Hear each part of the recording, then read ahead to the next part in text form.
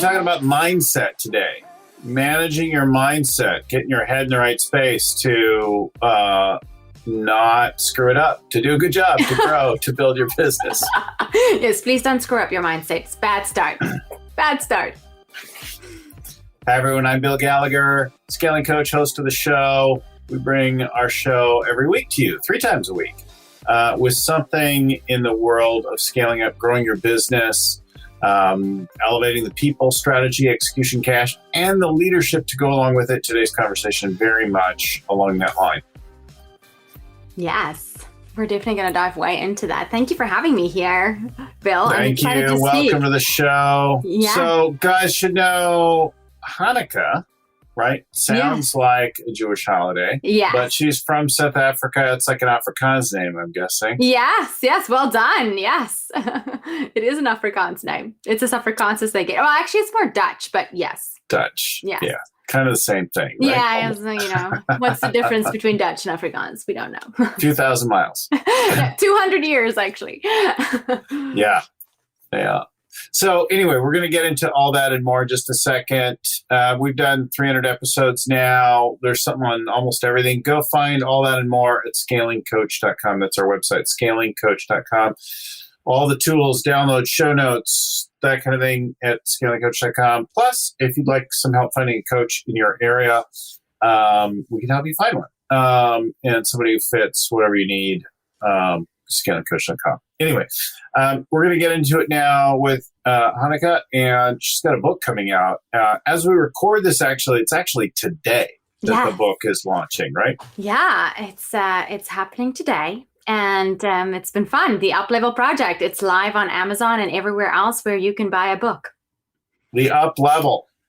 The Up-Level Project, yes. Raise it up. So, let's get into all of that, the book and the ideas, the stories, and that kind of thing that help you to manage your mindset or level up.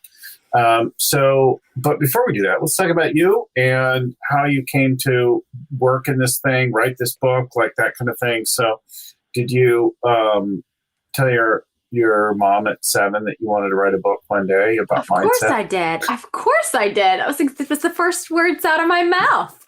How did you know?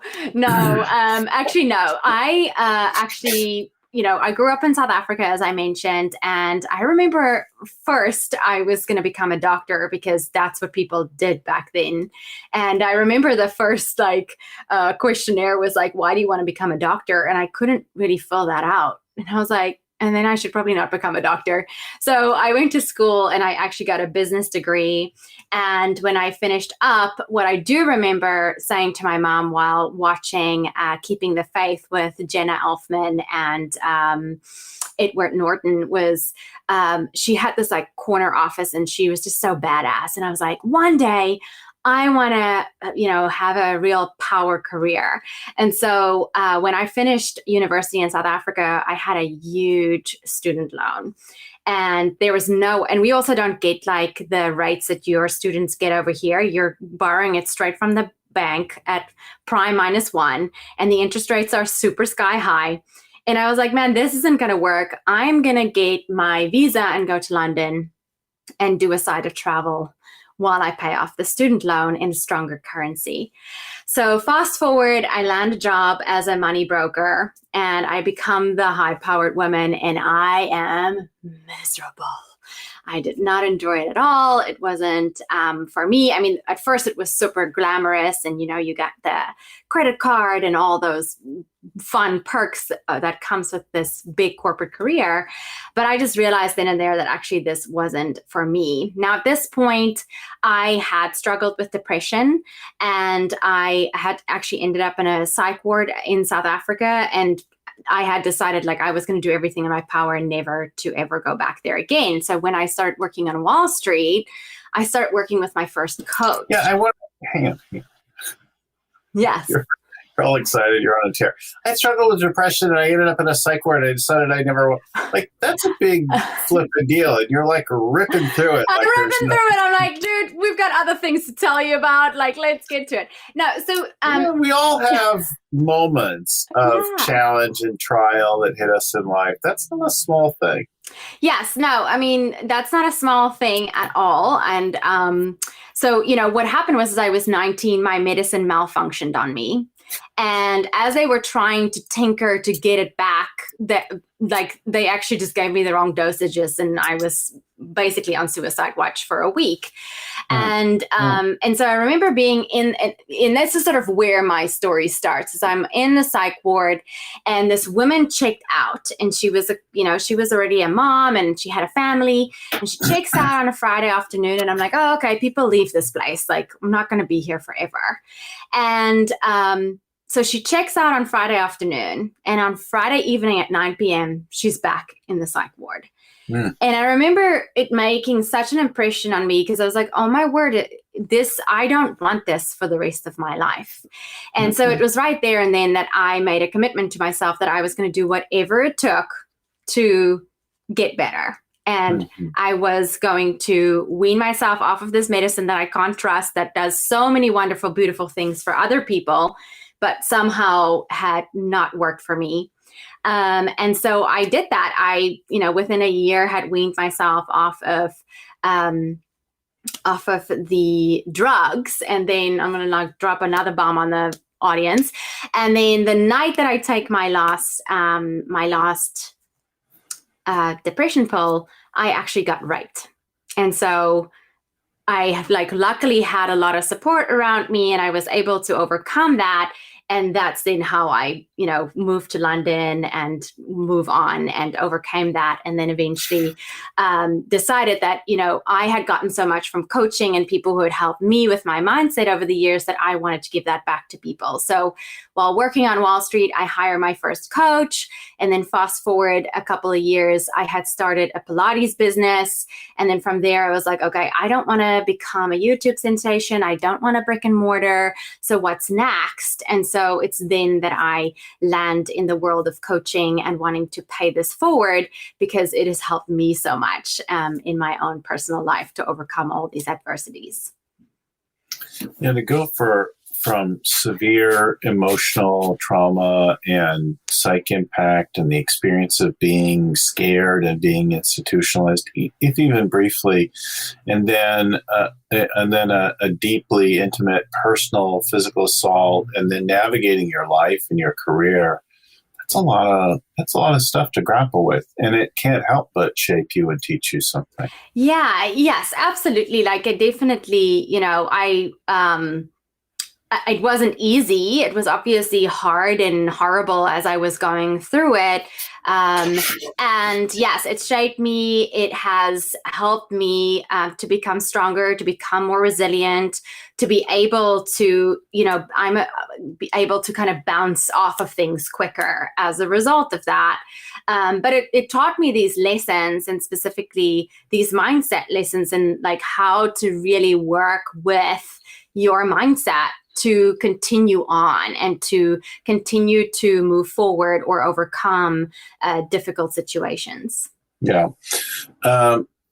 So before we go into what you learned and what you did and the other things, I think it's useful to remind our listeners and viewers that although maybe you haven't had anything quite so dramatic, but I promise you that all around us are people and events and things like that. And then sometimes we've had things and we don't recognize them as being significant and profound and having an impact on us. But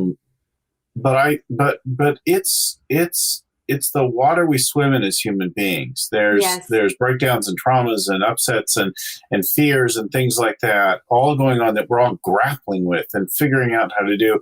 And whether you recognize it or not, it surrounds you, even if you haven't noticed it touch you directly. But it's there. So I think that was, yeah, I just want to touch on that. I think there are way more people who deal with mental illness that we know about in our lives because it's not something that people want to talk about, or it's not even, it's just not the thing that people openly talk about. It's Mental Health Awareness Month, actually. I think it's kind of fitting that we're having this conversation today. And if you are that person, like, I want to really tell you or encourage you to ask for help, because that's like the first way of how you are going to be able to do this or overcome this and make changes in your lives. And then for those of us who are in our daily lives and we are not aware, I think it's also just really listening more to our friends and the people around us. I think when the first time when I shared what had happened to me with the sexual assault, I was blown away by the amount of friends who reached out and they were like, oh my word, this happened to me as well. Yes. And so the more we can, open up and tell our personal stories, we're often like, oh my God, what's the neighbors going to say? But actually, the neighbors aren't going to say anything because the neighbors are your friends who are going through similar situations, and your story can help them, which is a big reason why I wrote the book. Is, I do believe that my story can help other people to overcome. It doesn't have to be the same things that I'm facing, but adversities in their life. And it can be of service in that way. So starting to own all of the bits of our life that is messy and not so pretty, and being more open to talk about them can have such a huge impact on the people around us, and it can help them. Yeah, it's a real gift and contribution to let yourself experience it, share it, remember it, process it. It's valuable for all of us to go there, right? Yes. Into the things that we don't, and even in a business setting. Yeah. Just to ground it to that. So first of all, there's us needing to be powerful and effective in the face of all those kinds of challenges and lead our teams and in a clear-headed way. And not to be distracted or diminished by other kinds of things. And then there's the people around us that we lead. And I've had CFOs and COOs and CEOs have mental breakdowns of one kind or another. We've had deaths, we've had suicides, we've had things in the companies that we work with, and in their families, right? So even if your CFO is doing fine, but a family member is traumatized in some way or in the middle of a crisis, then you're suddenly impacted as well. Like exactly. Everybody's drawn into that. There's no escaping this thing. So it's useful to think about that. We've had well, I'm blanking on the name. I do that all the time these days. Okay. One of the other coaches wrote about put your own oxygen mask on first. Yeah. You need to think about and take care of yourself. You cannot take care of the people around you if you're grappling with something yourself, right? Exactly. Acknowledging it. Like that. And I think that's why it's so important, in leadership positions as business owners, look at what happened to Kate Spade. Like, the mental health is a huge thing that's so overlooked in entrepreneurship. And then when people... Or Tony Hsieh, Zappos. Yeah, right? So many people. And like, if we go back, like there's this mainstream, like just think positive. Like that's not what mindset is. Mindset isn't me sitting here ignoring my feelings, ignoring, things that are going on in my psyche. It's actually you becoming present and taking a deeper look and working through all of these things, which then impact your mindset. And I think this is so overlooked in entrepreneurship. It's specifically now such a, the buzzword, and it's like all hyped up to be this glam lifestyle where most of the time being an entrepreneur, it's like your sleeves are rolled up and you're in the kitchen doing a whole bunch of crap. And so I think it's so important as an entrepreneur that you remember that it's your job to take care of your mental health. And that means taking care of your mindset and putting that oxygen mask on first. Yeah, I'll share two small personal experience. Well, a couple that I think go along with this as well. And then you can point out your process and what you learned around these. But one of them, I was in the middle of a big family drama. And I hadn't slept at all. I'd been up all night talking to family members or just like distressed about what was going on. It was some years ago. I'm not currently in this moment. It's all resolved now. But at the time, I was deeply, deeply upset. And I hadn't slept at all. In the next morning, I had to give a full-day workshop on some of our scaling up stuff to a group of 40.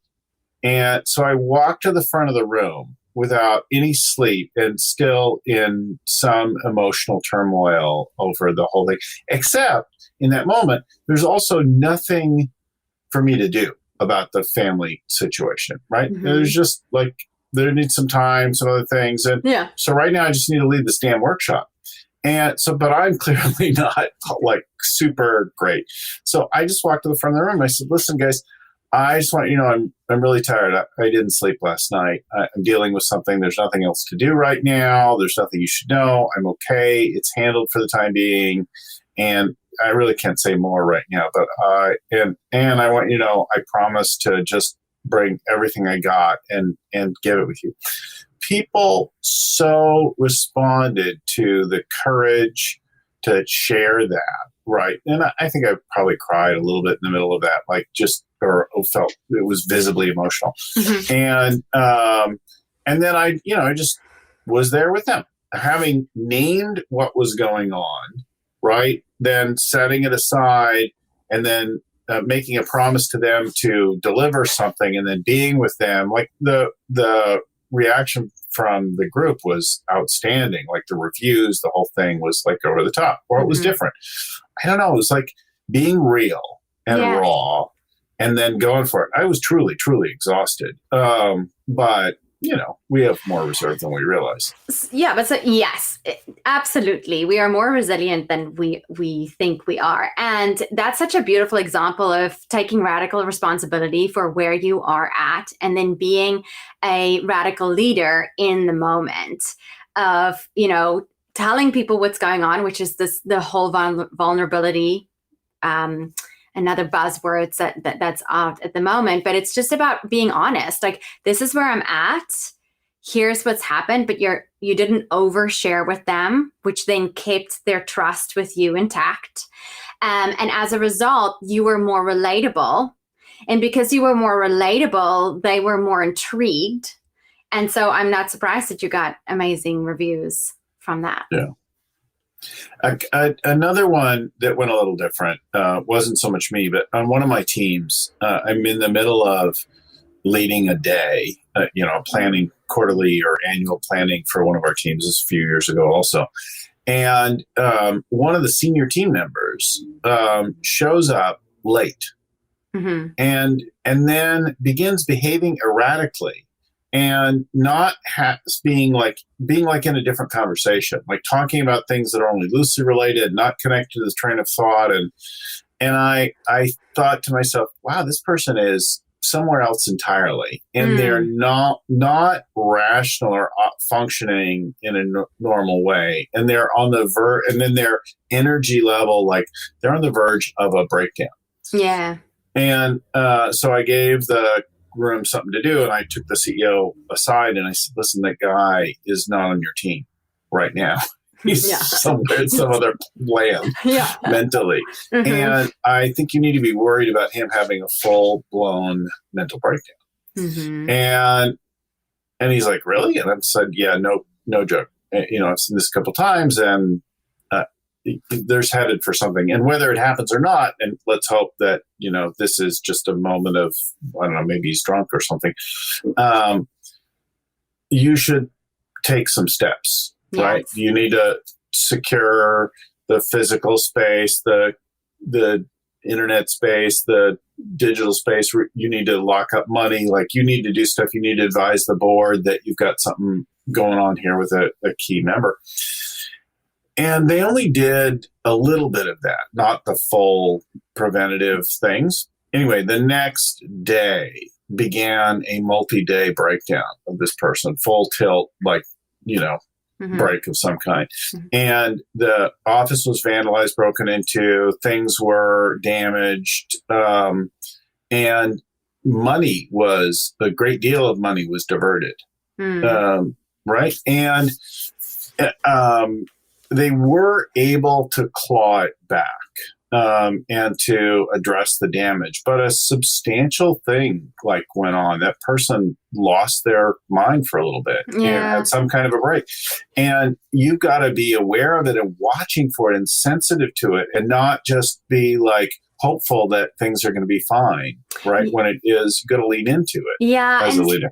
And yeah, exactly. And that's where it's become so important, where, it's very important for you when you are in a leadership position, whether that's as an entrepreneur and you're stepping into the more CEO role of your business versus the client deliverable, or when you are in the C-suite already.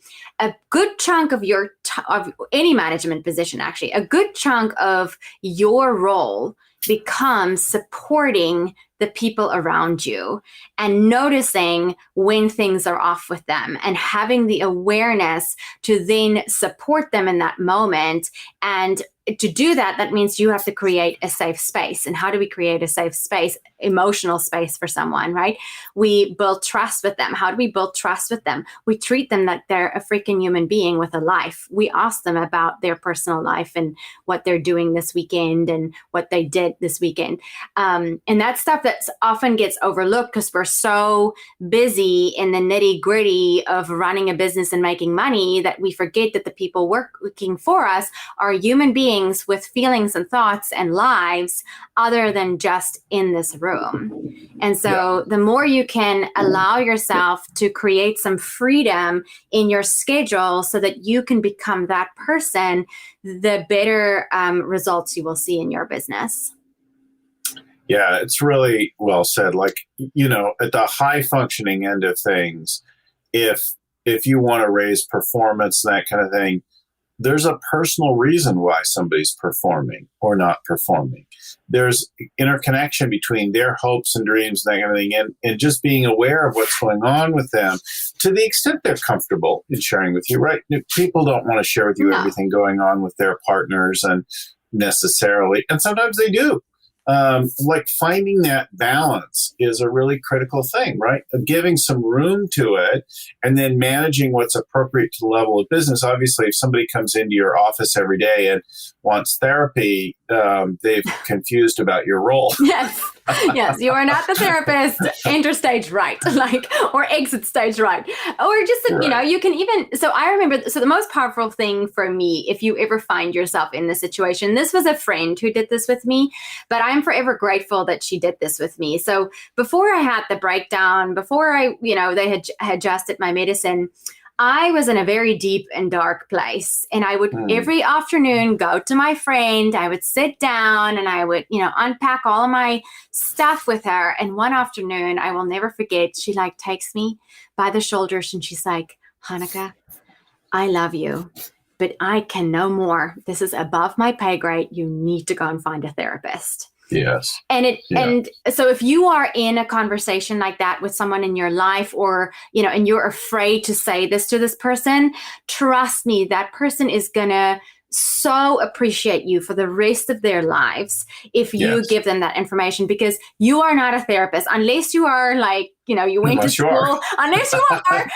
But if you're not a therapist or if you're not a coach, and I mean, even coaches, we're not supposed to be dealing with people who have personality disorder and are not high functioning human beings. We also will say, hey, I think you need to go see a therapist. There is nothing wrong with that. That person will respect you so much more. And it was for the benefit of your friendship, but also to keep your friends safe, or your staff members safe. Yes. Yeah, there's a time to call in that. So talk to us then about, how did you take care of yourself? Because I think that's your first story, really, is how you navigated and got yourself weaned off and figured out how to deal with those issues for you that had been before then medicated. Yes. Yeah. So number one was first making the commitment, right? Like, so before you want to achieve anything, it's all about that quality of commitment that you are going to bring to it. And so if your commitment is not at an 8 or higher, then you have to ask yourself, well, is this something that I really want to attain? Or is it just like fluff that I'm saying I want? Or is this even a goal that is my goal? Or is it someone else set this goal for me and I don't give a shit? So you really want to ask yourself that. Now, obviously, mental health, like very personal thing. I was super 100% committed to it. And so the first thing that I did was I was like, okay, I am going to surround myself with help. I am going to seek out help. And I am going to continue to show up for myself. And so then, through all of that, I start working with this life coach in London. And that really changed my life because I had worked through the trauma. I wasn't really, classified as depressed anymore. And therapy wasn't really giving me the results that I want at that point. And so coaching really worked for me because I am a very action-driven human being. I like forward focus. Really? No, I don't know what gives you that impression that I wouldn't be. But anyway, so basically, she says this thing to me, or she gives me this book to read. Somebody Should Have Told Us by Jack Pransky. Mm-hmm. And he says this thing that all of a sudden my mind just goes, not all thoughts are true. What? Because I've been treating all of my thoughts as like they're all truth. I'm attaching all the value to all of them. And so you're constantly in fight or flight mode when you operate from that. Anyway, this is also the first time that I really dug into how your mind actually works, in that something happens and then it's your belief system and the way you were brought up and the stuff that you believe about life, that it comes through that filter and then you will have a thought. And because you have a thought, you'll have a feeling. Because you have a feeling, you're going to have a reaction. And so through then working through, even a little deeper into personal development, I start to realize that, hey, but, your language actually plays a role in this as well. And so that's how I then deduce the up-level formula, which is basically your beliefs plus your language plus your thoughts plus your feelings plus your actions is going to be the thing that gives you a result or an experience. And so I start realizing, like, the more I can tap into, okay, that thought isn't true, but if I want this experience, what kind of thoughts would I be having? What would I be believing if, that was like, if I wanted that experience already? And if I make adjustments to just one of these things in this formula, then I can dramatically improve my results and my experience of what's happening. And that is how the up-level formula was born. So you started moving yourself through this process of self-management. Yes. And separating from your thoughts and feelings about what was happening in the world then to the actions and things that... Yeah, and like my beliefs around stuff and what am I saying about this thing? Like I will never forget, I quit Wall Street and I'm like, I'm never in my life going to make this much money again.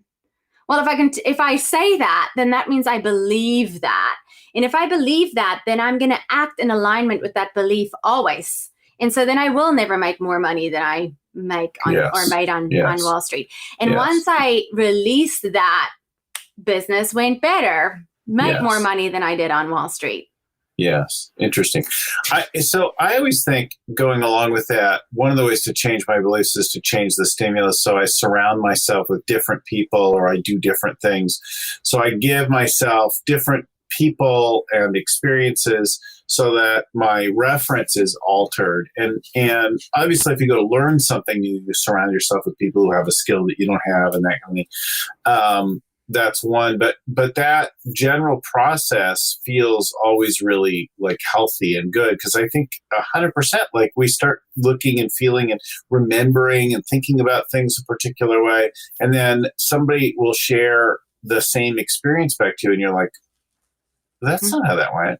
Yeah, right. Exactly. That's like how we will have these like, well, that's not what I remember of it. Yeah, because that was your perceived ideas and notions and from what happened. But actually there's two opinions, and then there's what's actually happened, what actually happened.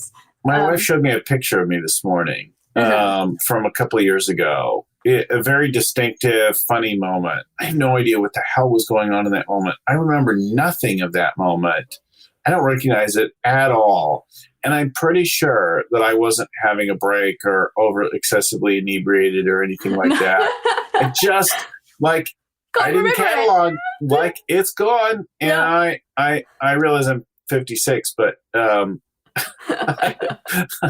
not early onset or anything like that. Yeah, but it is interesting, right? How our mind will attach in certain ways, and we attach more value and meaning to one thing than to another, and our memory of it is completely different than the person sitting right next to us. Exactly, and this is where your brain starts operating from confirmation bias, right? So if you believe a certain thing, then your brain is going to start to show you instances to support that belief and that thought. Yes. And so if you're not aware, so your brain's actually, you can't trust your brain, people. If you walk away with anything today, like your thoughts are not real, just walk away with that. Then you'll be in a good spot. But the thing is, you have this thing called confirmation bias and negativity bias that works in against you. And so it's very important for you to remember this as you're building your business and as you're working with people, because we can start to believe things about our team member, and then we can go this person's always like this. And now your brain's going to start to look and point out to you about how that person's always like that. But if you allow yourself to go, well, actually, this is just confirmation bias working. It works a little bit like when you buy a new car and all of a sudden that car is everywhere now. But that car was always everywhere. Your brain is now just aware of it. And so you want to remember that specifically as a leader, that your brain can start to function about this so that you can start to see your team members as whole people versus just this little bit that I believe about them. And the more you can do that, the more you're going to be able to just be more open to possibility about things. And so therefore, your thoughts about that person will improve. Your feelings about whatever is going on is going to improve. And therefore, your actions towards that person will probably improve. And therefore, you will have a whole different experience of what's happening. So that's very important to remember. And then the negativity bias thing is the whole thing about, almost all of the things we think are either the same as yesterday or negative. And so you have to remember that as you're going through your day, so that if you want to start to work this formula, beliefs plus thoughts plus actions plus feelings plus language is going to give you my results. You want to be aware of where are you going back to an old belief or a negative thought that you're no longer wanting to attach value to. Yeah. So let's share a few of the stories and examples you shared as we were getting ready for the show. You talked about somebody trying to start a second business. Tell us all about that and what happened there. Yeah. So actually, it was right before COVID. And it was in March. And this person had acquired me as they wanted to start an app alongside their business. So they were going to run two businesses. But the more we talked about it, the more it came out that the reason we were starting the second business here was because they were actually trying to run away from the first business because they were so. It's always a good idea. Right. Yeah. I'm just going to, and then everywhere you go, there you are. So there you are. You're not going to escape the problem unless you fix it here. And so as we were working together, I helped her to basically step away from the client deliverable work. And we were joking, she has a chef's business and we were like, stop chopping the onions, right? Don't chop the onions anymore. Let's just get you out of the kitchen. And so by seeing and exploring, what her beliefs were about why she could not step out of the kitchen, why, what was she thinking would happen, and starting to really drill down and reframing things and having new thoughts and ideas about stuff, she was able to push her company beyond $1 million in last year with 50% margins. And she was now able to expand and go to multiple locations and cities with her business. And she decided, she was like, you know what, this app thing is great and I still believe in it. But that doesn't need to happen now because I'm no longer running away from my first business because I have these amazing profit margins. And now that I can see these new possibilities of working because of the up-level formula, it's, you know, she had her joy back, she has more freedom, and she has a fantastic team now that supports her. Yeah, it's interesting that I hear like thinking about being really clear about why you're doing something. Yes. Right? Yes. Why am I doing this? If you're running away from one thing after another, one product, one company, one kind of business partner, employee, spouse, whatever, you will find yourself again and again with the same kind of pattern of something for whatever reason, not having distinguished what it was versus noticing the whole thing and then actively reaching for something new from a completely sort of a clear space. Yes. Yeah. So it's like the one space you're coming from fear and disempowerment. And the other side of it is like, you know, owning the responsibility and what is in your power to change and then acting from that. Yeah, it's really, really useful and clear. So, and then one of the other ones you were talking about, leadership and where the leadership was coming from, and his interaction with his team. Yes. Who was that? Yeah, so this was a business owner with 20 years of experience, and it's a theater company, and he had this big aha moment where he was like, oh my word, I have always just been leading my team by giving them tasks to do. Yes. Versus leading my team by setting goals for them. And within that, he realized like, oh, and the reason I'm acting like that is because I'm never leading myself first. And so really starting to notice like you can only lead others when you lead yourself first.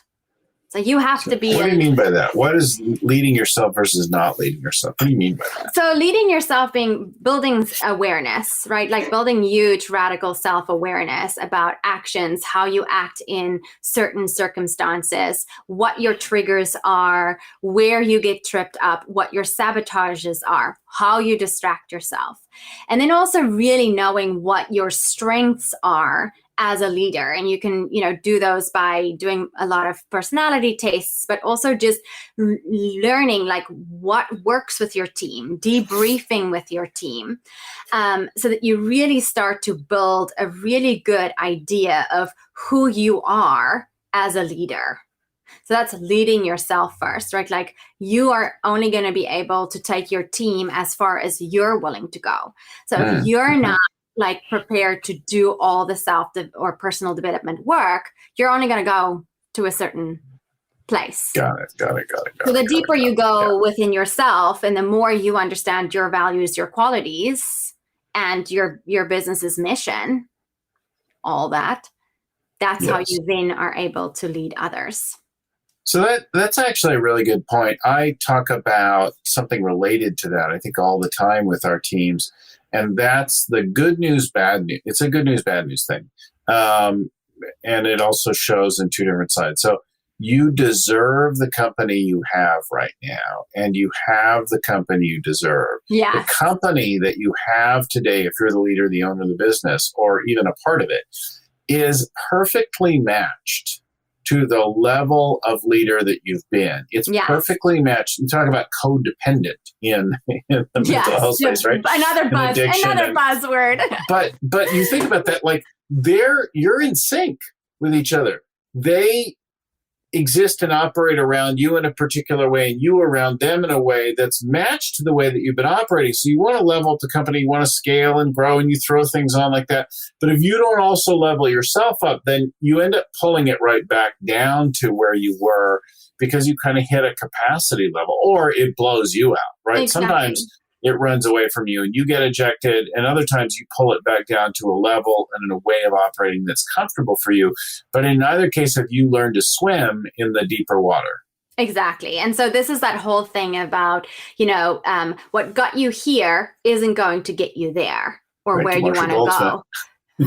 Exactly. Yeah. Right. Because what you want to do here is if you want different results, if you want to up level, that means you have to change your actions. So if you're going to change your actions, the thing that change your actions is your beliefs, your thoughts, your feelings, your language with your team. And then I think people forget that businesses and teams, we all function like little families and we all have our screwed up relationships with each other, and so we want to become more mindful of that and sort of nip it in the butt as it's happening, and calling it in, like saying, I've noticed that every time I do this, you react in this way. Can we talk about this? Because I don't. Exactly. That never happens. Maybe you do. Exactly. And so as the leader, if you're really going to level up and take things up a notch, you're going to have to go there with your team. And the only way you can go there with your team is if you have done the personal development work on yourself so that you can handle, you can hold the space for that to happen, or you can at least hire the people that are going to hold the space for you to allow these conversations to happen. Yes, and unfortunately, some of you are like me out there and our listeners, viewers, and you really would like somebody else to be at fault. And you'd like somebody else to change. Certainly don't want to do the work yourself, and I never do. And I always think it's somebody else's fault first, and it's a deep-seated, deep-rooted arrogance. But there's such liberation when you realize that something that you're doing is causing this, is creating an environment that welcomes whatever it is that you don't dig. It's so much easier to work on you than the other people, right? Yeah. So the bad news is your fault. The good news is it's your fault. So it's way easier to alter yourself than. Yes. And that's the only thing that you ever have control over, right? Is yourself. Is you. And so if you want your environment to change, then you have to first be the change. That's the slogan that we see everything, be the change you want to see. But there's so much truth in that. And it is cheesy, but you only ever control yourself. Mm-hmm. You can't control other people. Mm-hmm. So tell us the other story about the person who was very hands-on, the client with only a few people who was trying to scale but was used to playing small. Talk about that. Yeah, so that was interesting. That was someone with a brick and mortar office, and they were very much still in the client deliverable work, seeing a ton of clients every week. But they really had this vision of wanting to scale and grow their profits and have multiple locations. And they were kind of getting twofold stuck. Number one, seeing too many clients, not having enough time to actually do the business strategist visionary work.